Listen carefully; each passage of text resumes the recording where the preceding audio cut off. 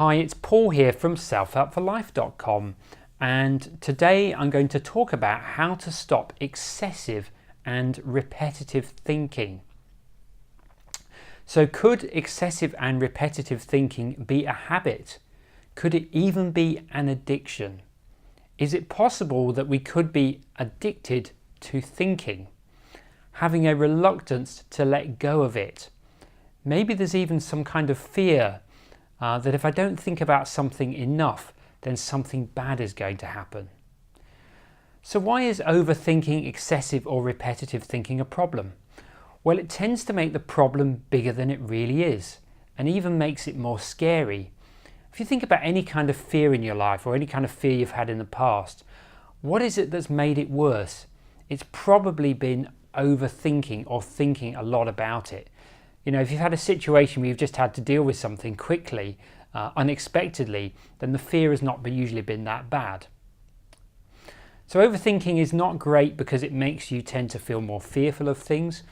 Also, it can reduce the enjoyment of positive things as well. Let's say you're looking forward to a party and then you start thinking about that quite a lot. You might start to think about how you're going to act and how you're going to come across at that party. Maybe you're starting to think about how other people are going to react to you. And before you realise, something that's meant to be a really enjoyable experience ends up being something that maybe you just can't really relax into, if that makes sense. Okay, now overthinking can also be a bad thing because it tends to make you focus on either regretting the past or worrying about the future. So in a way, it's keeping you out of the present. Now, don't get me wrong, thinking is good. And the way I tend to think about this is that when thinking helps you solve a problem, that's a good thing. But when thinking starts to keep you stuck, that's when it becomes over excessive, repetitive, or just overthinking things. Okay, so the way to think about it is useful thinking will help you solve problems, and excessive thinking will keep you stuck in the problem. Okay, so now I've talked a little bit about what it is and why it's not a good thing. Now I'm going to cover 12 ways really to help you stop or reduce overthinking. So the first one is to get specific on any fears.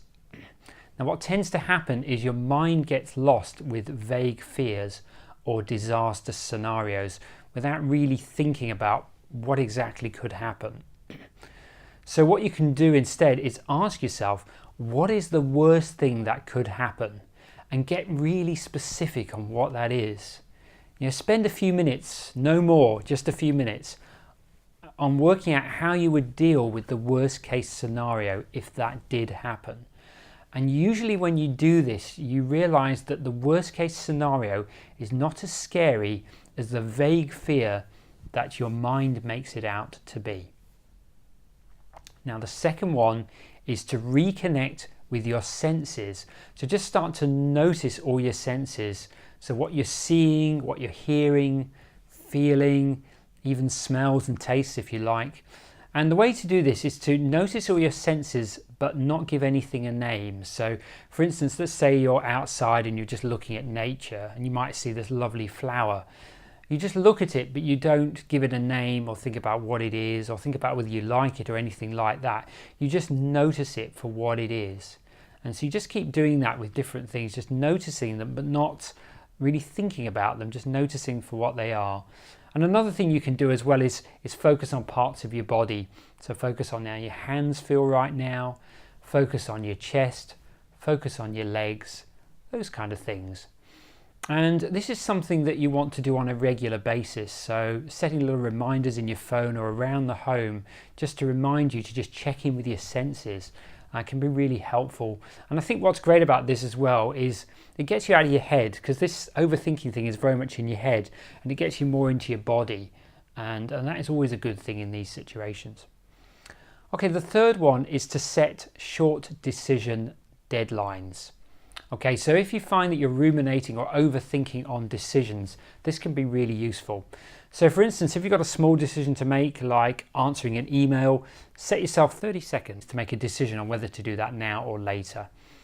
And if it's a bigger decision, you know, maybe ones that currently take you days or weeks, then set yourself, say, 30 minutes to go through all the information you need to make that decision.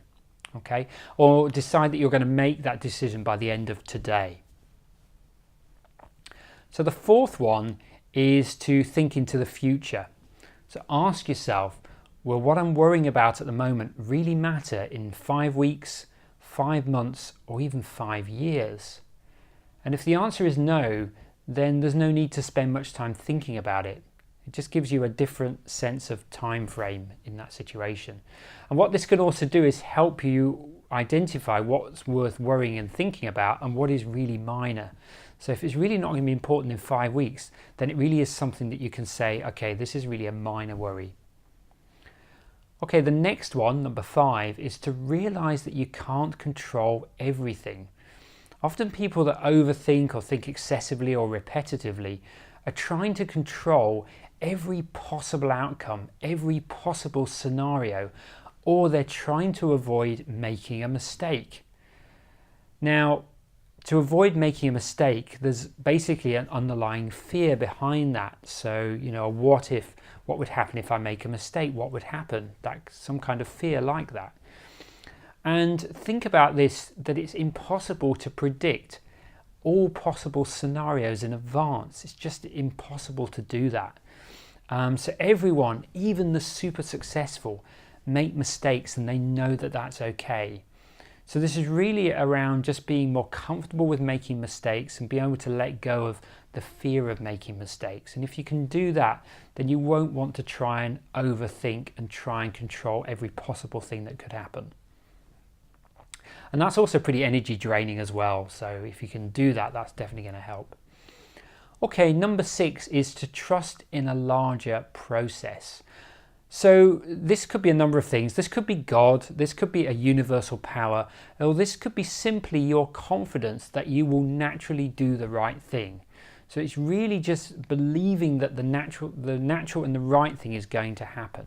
Okay, and another way to think about this is to focus on the what and forget the how. So just focus on what you want to happen. Be okay with not knowing exactly how it's going to happen. And if you believe in any kind of higher power or even just believing in yourself, that can also help as well. So the next one, number 7, is to know your triggers. So if you think of thinking as a habit or an addiction, like drinking or smoking or eating the wrong kind of foods, then you will notice that there are triggers that set off this habit or addiction to thinking. So begin to notice what those triggers are. Is it a particular person? Is it a particular situation, an event, or a particular place? And what I recommend you do is identify and then write down all those triggers. So keep a note of those triggers in a journal. And then ask yourself, what could I do instead of thinking and obsessing about them? So when those triggers happen, just ask yourself, what can I do instead of what I'm currently doing at the moment in terms of overthinking it? Okay, the next one, number 8, is meditation. Meditation is great because what it does is it helps you observe your overactive mind, and it helps you take a step back so that you're observing your thoughts rather than thinking that you are your thoughts. So that's where meditation can really help. And a nice little metaphor that I often use in my hypnotherapy sessions with clients is the idea that you're by a road and you're watching the cars going past, okay, and it's rush hour, and you're seeing these cars like bumper to bumper, so many of them, and it seems kind of overwhelming. And then you imagine yourself as the rush hour goes past, the cars become fewer and there's more space between the cars. And the idea here is that that space between the cars is like your space between your thoughts, okay? So the more you start to visualize more space between these cars on the road, the more that unconsciously starts to allow your thoughts to have space as well, and you start to notice the space between your thoughts. There's lots of other ways you could visualize that as well. Other people visualize being on a park bench and watching lots of people going past, and then watching the people starting to reduce in number maybe as it gets later into the evening. So there's lots of ways you can do this, but there's a couple of nice little visualization metaphors that really help. And another one that I often do as well in hypnotherapy sessions is a body awareness exercise. And the way you do this is you just start by focusing on your head, and just consciously imagine relaxing all the muscles in your head. And then you move down to your neck and your shoulders area and just imagine relaxing all those muscles. Then move to your hands, then to your stomach area, your back and your lower back, and then just moving down to your legs. And that's something you can very easily do by yourself, and that's very relaxing as well. And it also helps you connect with your senses as well in a nice way. So any kind of meditation is great. I think any type of meditation where you can just focus on something like breathing or a nice little visualization or something is great, because it really helps you take a step back and realize in a way that you are not your thoughts. And I think that's a really important thing as well with the whole overthinking kind of thing, is to realize that you are not your thoughts. You are the presence behind those thoughts. And I did quite an interesting video on this a couple of months ago actually, about how to tame your negative internal voice, which goes into this in a bit more detail. So I'll put a link in the description below to that video. Okay, number 9 is disassociating. Okay, so let's imagine, to give you a good example of this, let's imagine you're in a plane and you're about to do a parachute jump, and you've never done one before, and you're in the plane, you're looking down, just about to jump out. Now, if you're looking at that through your own eyes, or imagining that through your own eyes, I suspect right now you'll be feeling some kind of fear, unless you are one of those adrenaline junkie kind of people.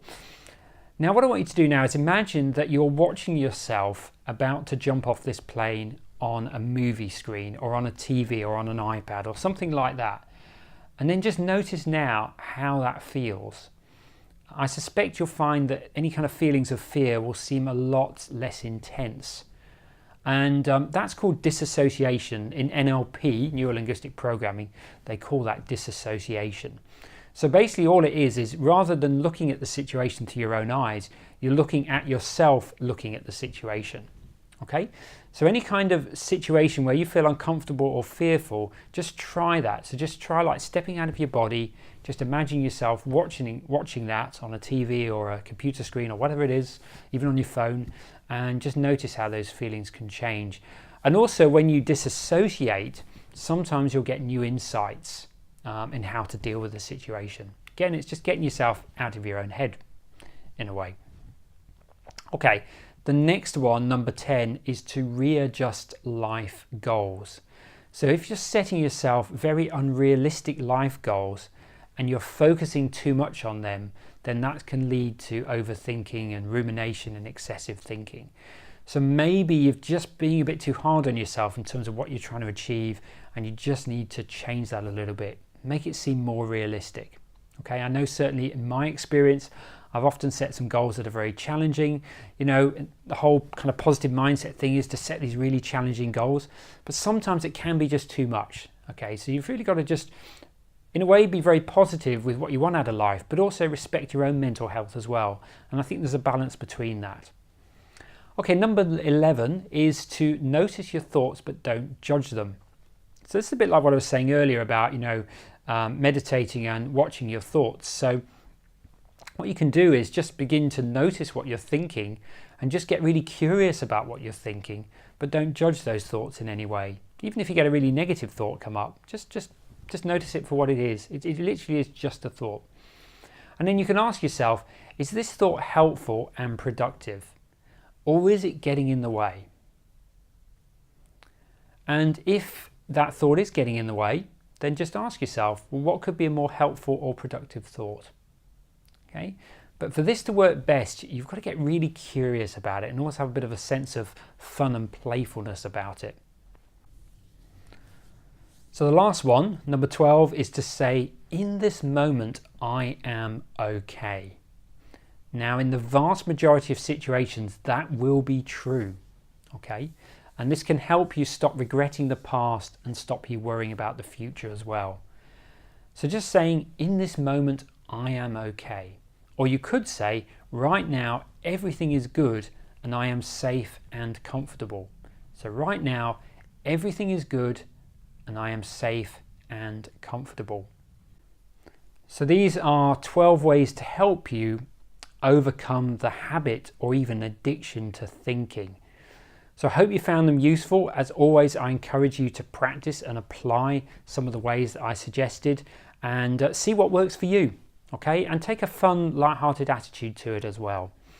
So if you enjoyed this video, please do like the video. I'd really appreciate that. And do subscribe to this channel. That way you will know when I release other videos just like this one.